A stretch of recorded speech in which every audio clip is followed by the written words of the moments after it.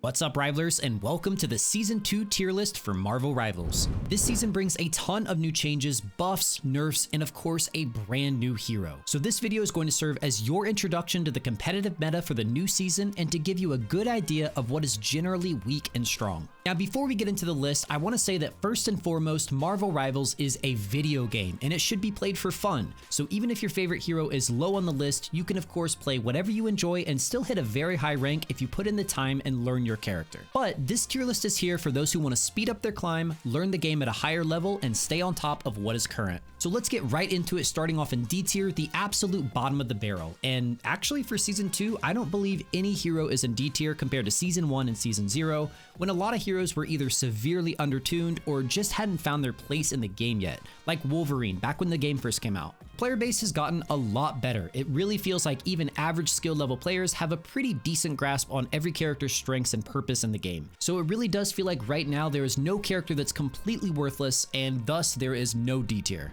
So we're going to move into C tier. These are heroes that are either undertuned, have a lot of hard matchups in the meta, or just are outclassed by characters that do the same thing but better. Iron Man did receive some buffs for Season 2, but they still fall short from keeping him as a strong pick in the meta. Other than his somewhat reliable ability to KO strategists out of their ultimates, Iron Man is just outclassed by other flyers that you'll see higher up the list. Thor is in the same boat. He just gets heavily outclassed by other bruiser tanks in both survivability, damage output, and just overall frontline capabilities. Thor is just in this awkward spot where it doesn't really feel like he fits into any team comp. And Scarlet Witch is once again finding herself in a not so great place in the meta this season. Her ultimate is just insanely difficult to land against players, especially now that we're a few months into the game and everyone knows exactly how important it is to gun her down during cast time.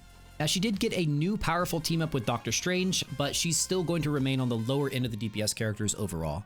Moon Knight's relative ease of play means he is a consistent hero that will likely top the damage charts, and he's also found some buffs this season, but they're just not enough to make him a real threat when playing above the lower ranks in the game. He's noob friendly, he's easy, but he cannot apply the same amount of pressure that the better DPS in the game can. Now Moon Knight did get some increased projectile speed buffs, which lets him be a little less reliant on waiting for his Ankh to be off cooldown, but he's still just too easy to pick off and dive for him to be a real threat as a DPS. Squirrel Girl feels like she is in a slightly better place than someone like Wanda when it comes to being a noob-friendly character, but she really just doesn't bring the impact that other duelists bring. And that's going to conclude our C tier, so we're going to be moving on up the list to B tier. Now these characters are what I would call pretty average. They are 100% viable in the right hands, but don't particularly stick out as something that is broken or even relatively strong. Starting off our B tier is Widowmaker, who has received multiple buffs in an attempt to make her somewhat viable, but honestly this is probably going to be a hero that is consistently pretty low rated due to the difficulty of her kit. The game just moves insanely fast, and you have to be wildly skilled at Widowmaker to even get the simplest of plays done compared to the other heroes in the game. This is a high effort, high risk, with medium reward in return. You're going to have a much better and easier time playing the other snipers in the game compared to Widowmaker. And I feel the same way about Magik and Black Panther. Now we've all run into one-trick prodigies on these heroes that just take over the game, but they're honestly far and few between, and having one of these heroes on your team feels like a liability way more often than not.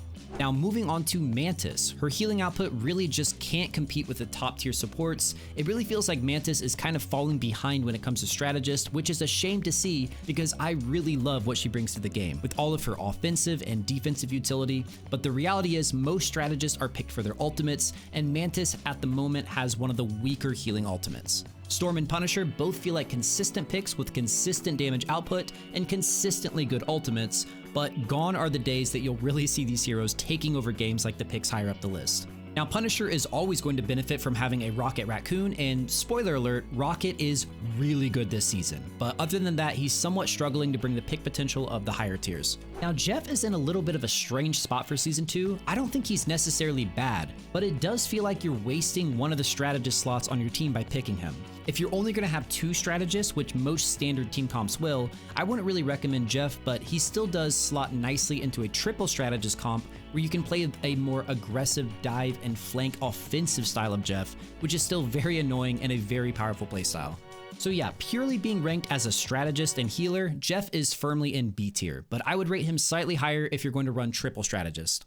And that is going to conclude our B tier. Now moving on to A tier, these characters are good or very good at what they do, and they might be slightly outclassed by picks at the very top of S tier, but these are good heroes to master in the new season if you're looking to climb. And for duelists, that is going to be Bucky and Star-Lord. Now, for the first time in a while, Bucky is not game-breakingly broken, having received some nerfs, but his pick potential and ult reset mechanic means if you get one reset, you're probably going to get all of the resets. He doesn't have too many bad matchups, and he's particularly good at playing versus dives, which is a very popular playstyle right now. Bucky is just overall a very good duelist, and honestly, I feel the same way about Star-Lord. He is just a nice, consistent pick as long as you're reasonably decent at piloting the hero that can really open up teamfights by getting a single high priority pick with his ultimate.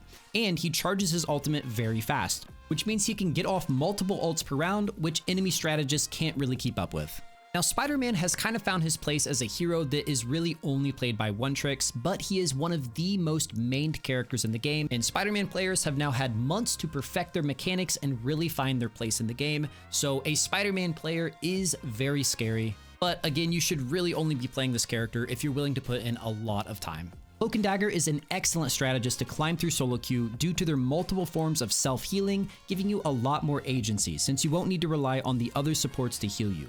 A Cloak and Dagger that's using their cooldowns intelligently and not playing as Cloak for too long can keep their team alive through almost anything.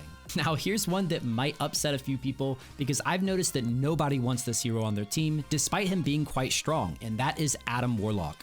He has excellent self-healing and burst survival with his ability that links his team's health bars together, and to be honest, the worst part about playing this character is people thinking you're throwing by not playing one of the more popular picks and just kind of giving up. But if you're an Adam on a team that plays around the fact that you're Adam, you have a lot of potential to carry the game. Alright, now moving on to Doctor Strange. This character did receive some heavier nerfs to the point where even the most dedicated Doctor Strange players are claiming he's trash now. But I personally believe he is still in a really good spot. He's just not the absolute best tank in the game anymore.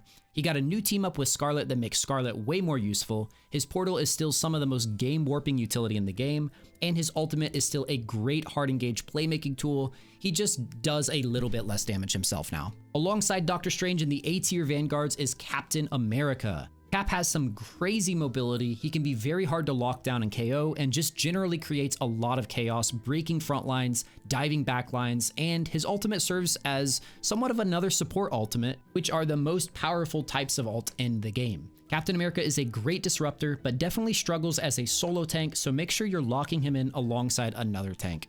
Penny got some excellent buffs that make her completely terrifying when playing on maps that are good for her. She really excels when put into defensive choke points, and she can even use terrain to her advantage to find some really scary flanks. Penny is definitely one of the most unique heroes in the game, and Season so far is treating her very well. And if you're playing above gold rank, you likely never see this character due to his very high ban rate, but Hulk is indeed incredible with his new buffs for the season. Hulk players were already some of the scariest tank players, and now they're just downright terrifying. But when it comes to pure dive tanks, Venom is right up there alongside him. There's really not much to say about Venom other than his dive potential and ability to cause chaos on enemies' backline is just very strong. Iron Fist is also at the top of the top in my opinion as a flexible pick that isn't too mechanically demanding. If you master your decision making on this hero, you will get a lot of mileage out of his damage output and survivability. Now moving on to the S tier, this season has quite a few heroes in this tier, but these are the absolute best of the best. These heroes are essentially always viable, and even if they do have counters, they can typically carry games very consistently.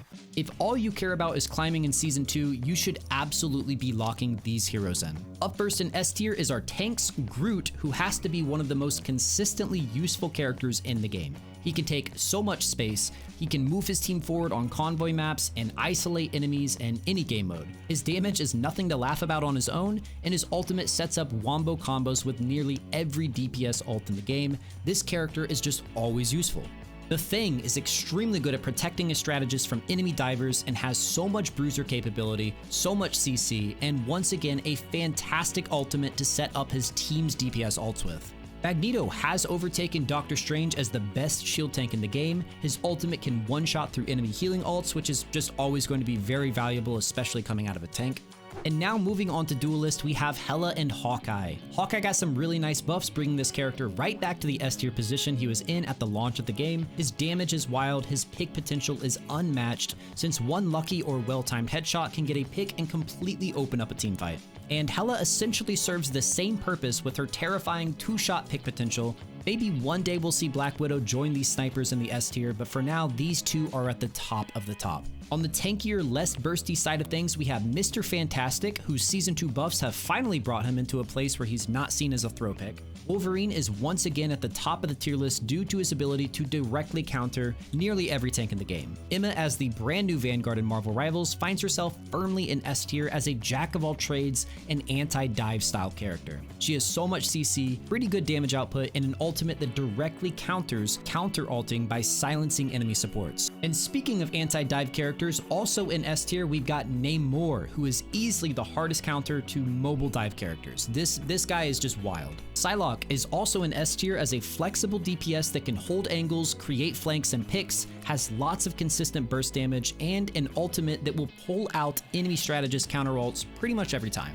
The Human Torch receives some crazy buffs that makes him, in my opinion, the absolute best duelist in the game.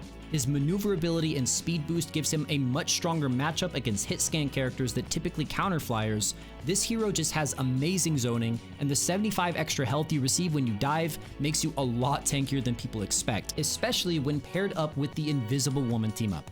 Alright, now let's move on to the strategist in S tier. That is going to be Luna Snow and Loki. Loki did receive some nerfs and you can feel them, but the potential this character has is basically infinite. And I still think we're only starting to scratch the surface of just how insane of a kit Loki has.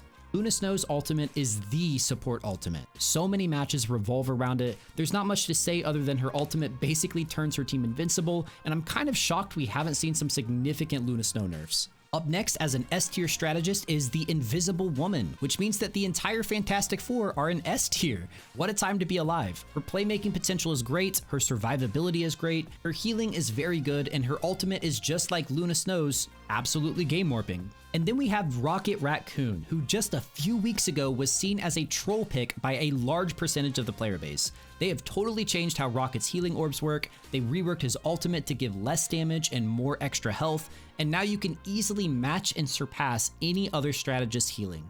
Season 2 is the season of Rocket thus far, and he is easily the biggest winner of the new patch. So that is going to conclude our Season 2 tier list. There are so many character interactions, counters, team-ups, map differences, team compositions, and more that can definitely make characters weaker or stronger in certain scenarios, but this list is a great starting point to understand on a general level who is strong and who is a little weaker this season. And of course, remember that meta really only matters in the higher levels of play. Anything below Diamond, I firmly believe you can kind of lock in whatever you want and just get good at them. But as you move higher up the rank ladder, these heroes at the top will start appearing more, and you'll probably want to start playing some of these characters if you want to have the highest chance of winning. If you have any questions about the tier list, about the current meta, or about the game in general, definitely drop those questions down in the comments and I will answer all of them. But I can't wait to hear everyone's opinion on the current meta, and I hope this list helps you in your ranked climb in Season 2. With all that being said, thanks so much for tuning in, and I'll see you in the next one, Rivalers.